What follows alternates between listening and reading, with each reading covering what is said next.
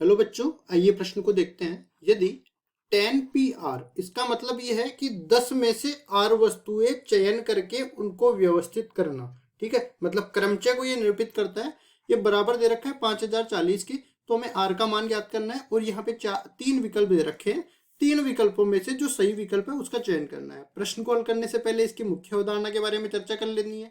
मुख्य अवधारणा, अब जैसा कि मैंने बताया कि NPR का मतलब क्या होता है, ये क्रमचय को निरूपित करता है। मतलब कि n वस्तुओं में से R वस्तुओं के क्रमचय, मतलब पहले तो ये n में से R को चयनित करेगा और उसके बाद उन R वस्तुओं को जमाएगा, मतलब उनको व्यवस्थित करेगा।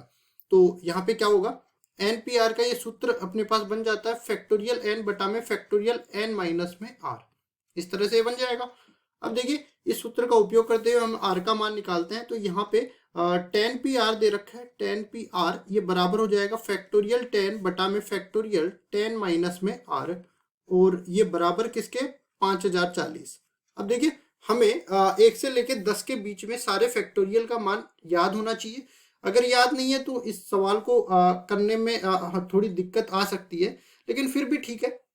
दो तरीके मैं बता दूंगा, अगर याद है तो कैसे करेंगे और याद नहीं है तो कैसे करेंगे।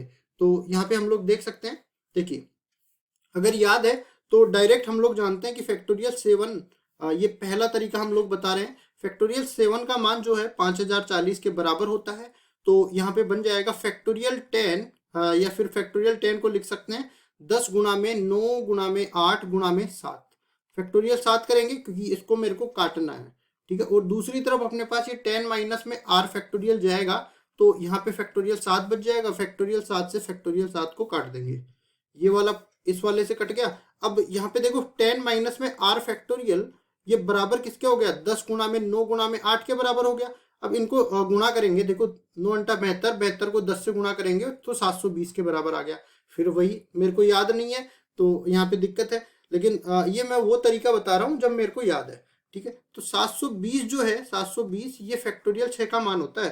तो यहाँ पे फिर से आगे बढ़ेंगे तो अपने पास क्या बनेगा, देखो 10 माइनस में R का फैक्टोरियल बराबर हो जाएगा 6 के फैक्टोरियल के। तो यहाँ तुलना करेंगे अंदर वाले के, तो 10 माइनस R बराबर हो जाएगा 6 से, तो R दूसरी तरफ जाएगा, 6 इस तरफ आएगा, तो कुल मिला के R का मान 4 मिल जाएगा।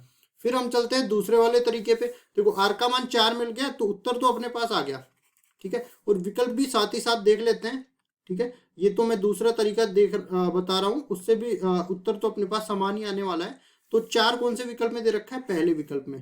पहला विकल्प बिल्कुल सही उत्तर हो जाएगा। अब चलते हैं दूसरे वाले तरीके में।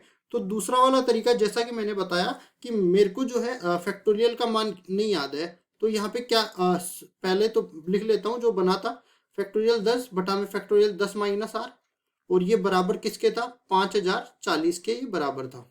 अब देखिए आगे बढ़ते हैं हम लोग।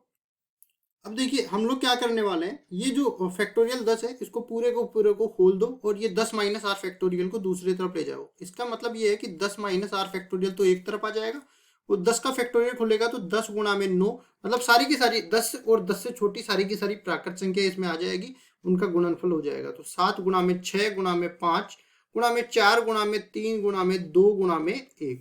अब देखिए भाग किसका लग रहा है, 5040 का। तो यहाँ पे करेंगे क्या, देखो 5040 अपने पास दे रखा है। अब काटना है अपने को, क्या क्या कटेगा, देखो 0 से 0 कट गया। फिर हम लोग 9 का इसमें भाग देंगे, क्योंकि 5 और 4 9 हो रहा है, अंकों का योग 9 है, तो 9 का भाग जाएगा। अब यहाँ पे देखो 9 पंजे 45, 5 बार गया, और जो है अपने पास 5 शेष रह गया, जो 54 बनाएगा, तो 9 छिंगा 54 अपने पास बन जाएगा। अब देखो हम लोग जानते हैं 8 7 56 होता है, तो ये पूरा कट जाएगा। अब ये देखो 6 से लेके नीचे वाली सारी प्राकृत संख्याओं का गुणनफल हो रहा है, तो इसका मतलब ये पूरा मान अपने पास फैक्टोरियल 6 के बराबर आ गया। तो 10 माइनस R फैक्टोरियल बराबर आ गया फैक्टोरियल 6 के।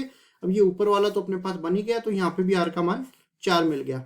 ठीक है, इस तरह से कोई भी तरीका आपको अच्छा लगे वो तरीका आप उपयोग कर सकते हो। दोनों तरीकों से उत्तर तो अपने पास 4 आने वाला है, और जो कि विकल्प नंबर ए में दे रखा है। आशा करता हूँ ये सवाल आपको समझ में आया होगा। धन्यवाद।